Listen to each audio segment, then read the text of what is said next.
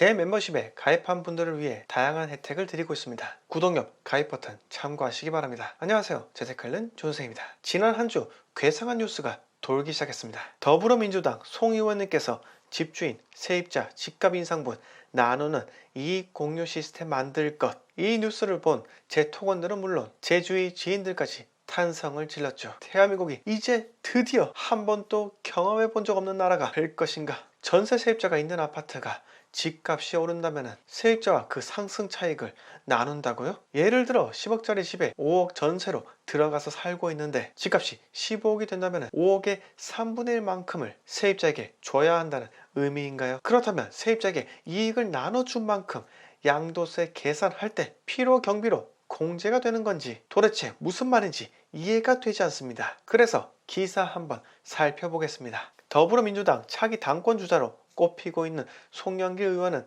생애 첫 주택 구입자에게 집값의 90%까지 은행 대출을 받을 수 있게 해 무주택자가 바로 집을 살 수 있게 해줘야 한다 라고 밝혔다. 집값의 5에서 10%만으로 살 수 있게 하겠다는 것이다. 그는 또 CBS 라디오 김현정의 뉴스쇼에 출연해 누구든지 집값의 5%, 10%만 있으면 최초의 분양 가격으로 언제든지 자기 집을 살 수 있는 시대를 만들겠다며 이같이 말했으며, 지금 부동산 대책은 집값 올리면 그것을 세금으로 때려잡자 그러는데 국민과 세입자들이 볼 때는 집값 올려서 국가와 집주인이 같이 나눠 먹는 공범자가 아니냐 이러며 우리나라 44%가 세입자, 자가주택의 40%가 또 세를 산다. 자기 집을 세 주고 60%가 세를 살고 있다. 집값이 오르는 것을 그냥 세금으로 해결한다? 절대 해결책이 아니다. 또 송 의원은 실력 있게 견인할 수 있는 그런 실력과 또 단단한 배짱이 있어야 된다면서, 예를 들어 집을 갖고자 하는 젊은이한테 LTV 주택담보인정 비율, DTI 총부채 상환 비율을 40%, 60%로 제한해 버리면은 만약에 10억짜리 집을 산다면 그러면 4억밖에 안 빌려주겠다는 것인데 6억이라는 돈이 없는 사람은 집을 살 수가 없는 것이다. 그러면 은행에 의존하지 않는 현금 가진 사람들이 줍줍이라고 해서 다 가져가는 것 이라고 하셨습니다. 또한 송 의원은 집값 오른 것을 세입자와 집주인이 나눠 갖는 사회적 이익 공유 시스템을 만들었다. 프로젝트를 통해 보여주겠다면서 누구든지 집값의 5%, 10%만 있으면 최초의 분양 가격으로 언제든지 자기 집을 살 수 있는 시대를 만들겠다고 제언했다고 하는데, 여기서 저는 두 가지의 말도 안 되는 사고방식을 보게 되었습니다. 첫째, 10억짜리 집을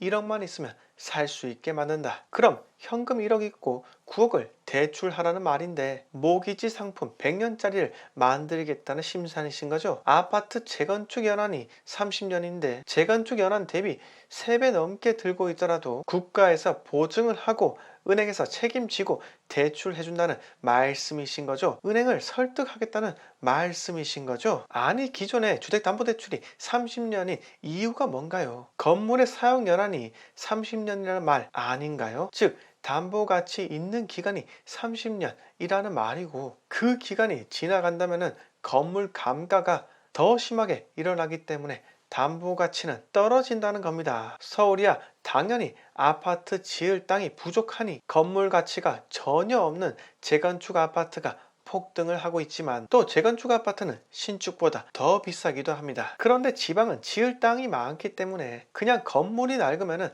아파트 값 자체가 떨어진다고요. 초장기 모기지로를 만들어서 10억짜리 아파트를 1억만 있으면 살 수 있도록 만든다. 모두가 평등한 세상, 이게 기어코 원하는 세상인가요? 대출은 갚을 여력이 되는 사람이 빌리는 겁니다. 아니, 이건 둘째치고 현 정권의 미친 부동산 정책 때문에 폭등한 건데 이제 와서 현금 부자가 비싼 아파트 줍줍하고 있으니 돈 없는 사람들이 살 수 있도록 여건을 만들어준다? 아니, 가뜩이나 공급 없는 상황에서 시장에 매물이라도 나와야지 집값이 안정될 텐데 양도세 중과 20-30%까지 때리면서 집을 팔지도 못하는 규제 남발하고 말이죠. 재건축 재개발은 분양가 상한제를 걸어서 사업이 좌초될 위기로 내몰고 말이죠. 그런데 여기서 자본주의 세상의 근간인 은행 보고 10억짜리 집을 사는데 1억만 갖고 있는 사람에게 9억을 빌려줘라. 이렇게 되면 무슨 일이 발생할지 아십니까? 전문가 이광수 의원이 말씀하셨죠. 그동안 집값이 오른 데에는 집을 매수할 필요가 없는 20, 30대 미래 수요를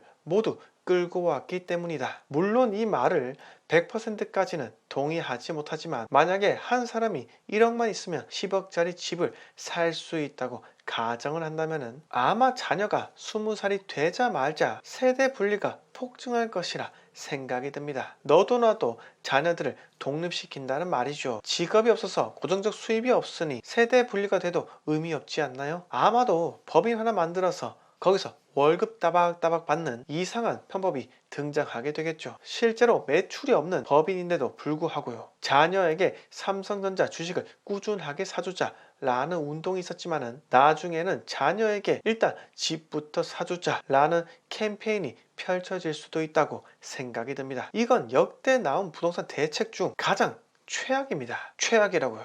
최악. 입주 물량 늘려야 하는데 오히려 매수자를 늘리다뇨. 그러다 10억짜리 다 사라지게 됩니다. 이건 좀 아니라고 생각도 듭니다. 자, 두 번째, 말도 안 되는 사고방식. 집주인과 세입자 간의 이익공유제입니다. 집값 오른 것을 집주인과 세입자가 나눠 갖는 사회적 이익공유 시스템을 만들었다고요? 이게 그쪽에서 그렇게나 바라는 누구나 평등한 유토피아 세상, 누구나 꿈꾸는 세상인가요? 그렇다면 이익도 같이 나누면 손해도 함께 나누는 것이 맞지 않습니까? 근데 나는 집을 팔 생각이 없는데 어떻게 이익을 나누라는 건가요? 세입자와의 계약 기간이 끝나면 무조건 집을 팔아야 하는 건 아닌지, 아니면 대출 받아서라도 세입자에게 그 이익을 줘야 하는 거 아닌지, 또 세입자와의 계약 기간이 끝나면 감정평가를 받아야 하는 거죠. 만약에 세입자가 이익이 너무나 적다고 생각한다면 어떻게 해야 하나요? LH가 나서서 내 아파트를 매수하는 것인가요? 아니, 왜 자꾸 국민들을 피곤하게 만드십니까? 스트레스 받아서 미치기 일보 직전입니다. 제발 부동산 좀